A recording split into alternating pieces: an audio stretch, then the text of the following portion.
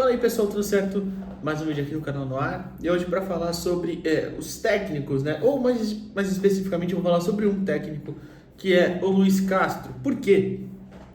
O Santos, segundo as informações aí que o pessoal que cobre o clube como setorista, né? Eu não cubro o clube como setorista.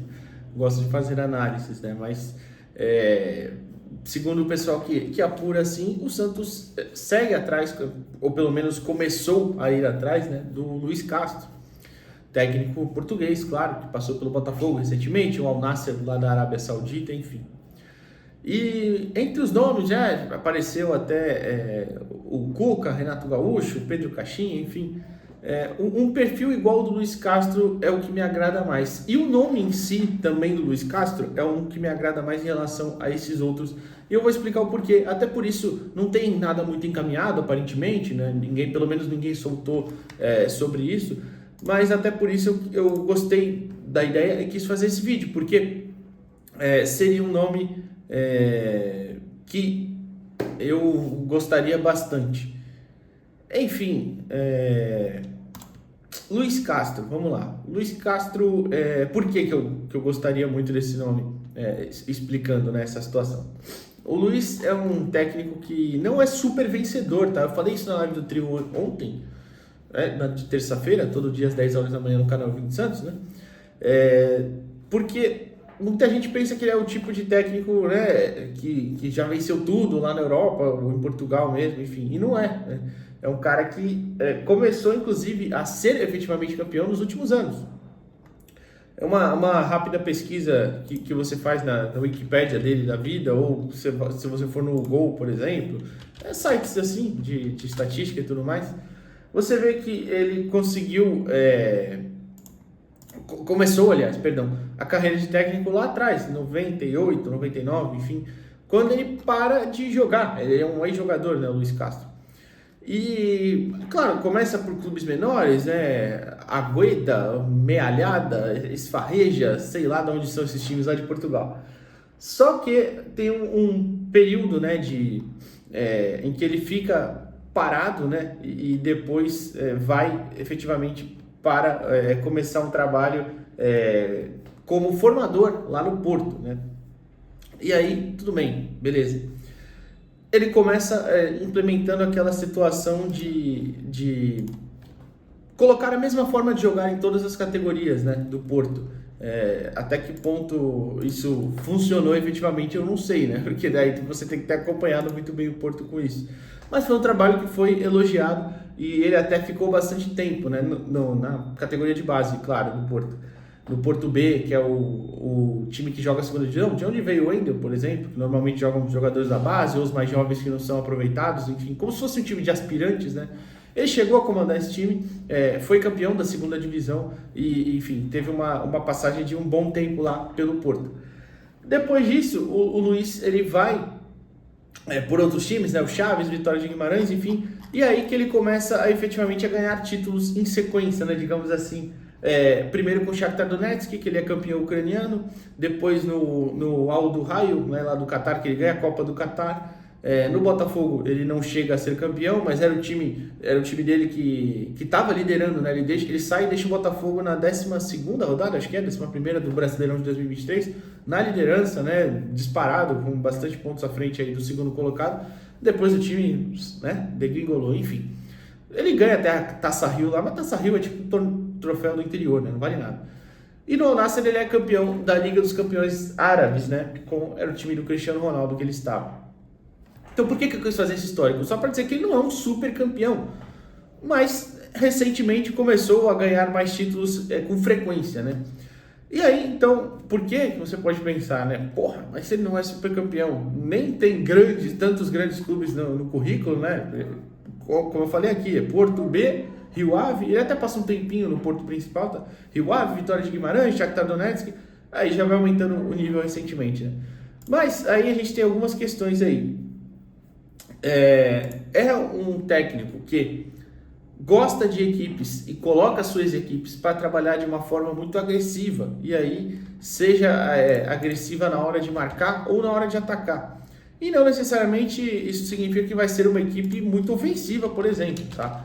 é só uma equipe agressiva na hora de marcar como? Não deixa o adversário respirar muito para sair jogando, né? Marca às vezes lá em cima e marca sempre quem está com a bola, como chama o portador da bola, mas é mais ou menos isso. Só que não só isso, porque a gente tem exemplos, se você pegar o jogo de Botafogo e Fluminense ano passado, por exemplo, Fluminense era o time do Fernando Diniz, né? Claro. Diniz gosta, vocês sabem, um time que sai tocando desde lá de trás e de pé em pé e tudo mais. O Botafogo naquela ocasião subiu o time inteiro e marcava sempre o jogador da bola e fechava a linha de passe. Então subiu com muitos jogadores, 6, 7 jogadores lá na frente. Mas não era só assim que conseguia jogar, né? Contra os outros times, por exemplo, que eu quero pegar um exemplo de um jogo que eu tenha visto, mas já faz um tempinho, né? Então, eu acho que foi contra o Vasco, um que eu assisti, por exemplo, que o Vasco não tinha tanta qualidade para sair jogando, o bloco do Botafogo ficou um pouquinho mais atrás, um bloco médio mais ou menos, digamos assim, mas era sempre a mesma coisa, pressão em quem tinha a bola, fechar a linha de passe. Contra o Fluminense foram muito mais jogadores para fazer isso, contra o Vasco nem tanto. Então você tinha uma outra forma, assim, digamos, de marcar, mas sempre agressivo, sempre não deixando, a hora que a bola já chegava, saía de um certo ponto, chegava no meio de campo, sempre antecipações ou alguém grudando no marcador. E isso fazia o time ser, não deixar o adversário respirar muito, não deixar o adversário jogar muito com a bola no pé com tranquilidade. E eu gosto muito disso porque eu acho que recentemente, talvez desde 2019, ou o time do Cuca em 2020 tinha um pouquinho mais disso. O Santos tem times muito moles fisicamente, times que não pegam firme na marcação, times que não brigam tanto, que não deixam, que deixam, aliás, demais o adversário jogar, que não marcam sempre, não fazem pressão. Isso me incomoda absurdamente, isso me incomoda demais. Então, time que fisicamente, e para marcar dessa forma agressiva que ele marca, o time tem que estar bem fisicamente, e o time do Botafogo voava no passado, até o time do Luiz Castro, né? Pronto, depois que caiu já é outra coisa, que caiu de desempenho, claro. Então o time tem que estar muito bem fisicamente, isso me agrada muito, porque ele consegue implementar isso nas suas equipes. Então é uma comissão até, não é só o trabalho dele, que consegue colocar isso em prática. Isso me agrada muito, eu gostaria muito de um perfil assim no Santos. Outra coisa, é um perfil de profissional sério, né? Um profissional que não tem aquela questão de ser um paizão. Mas isso até eu perguntei para alguns companheiros que trabalham lá no Rio de Janeiro, como é que era a questão de gestão de grupo. E era bem elogiada, pelo menos as informações que eles tinham. O grupo gostava muito dele, o que é muito bom também.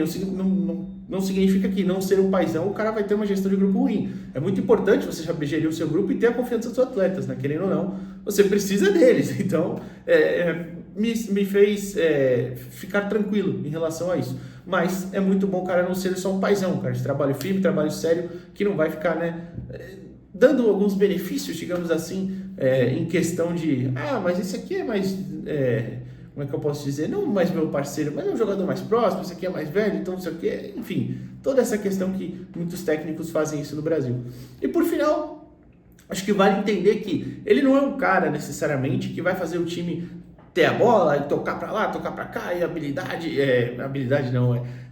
e muita qualidade trabalhando a bola, por exemplo. Não é um cara que vai fazer o time dele ter posse, não vai trabalhar tanto com posse. É um time mais agressivo, é um time que, quando rouba a bola, tenta finalizar de forma mais rápida, tenta concluir um ataque de forma mais rápida, e isso é questão de gosto, mas eu acho agradável de assistir também. Mas enfim, o importante também no momento acho que é dar resultado e não jogar de uma forma tão covarde que seria na Série A, né? Mas enfim, então isso me agrada. E também é um cara que, diferente do que foi dito pelo Fábio Carille esse ano, por exemplo, eu tô aqui falando que é um time mais agressivo, mais vertical, mas não é só isso. E é só você pegar, de novo, você tem outros exemplos. Eu lembro contra o Fluminense, porque foi o jogo que eu assisti, e o Fluminense, por exemplo, nessa partida entre Botafogo e Fluminense no Rio, óbvio que seria no Rio, né? Os dois mandam jogos no Rio, mas com o mando do Botafogo, o Fluminense teve mais posse, como é característica do time do Diniz. Mas o Botafogo finalizou 20 e poucas vezes no jogo, e o Fluminense nem 10. Por quê? Era um time que era muito vertical, roubava essa bola, agressivo, já ia direto para o gol e conseguia finalizações. Mas é um time que também sabia jogar com a posse quando necessário. O outro exemplo também, eu assisti o Botafogo e Corinthians lá no Rio, que o Botafogo vence, que o Botafogo teve mais a posse, Não muito mais, foi coisa um pouquinho. Talvez se você pegar. Eu poderia ter feito isso antes, mas vou pegar aqui até as estatísticas, só para ter certeza. Porque não necessariamente. Foi um 3-0 até, tá?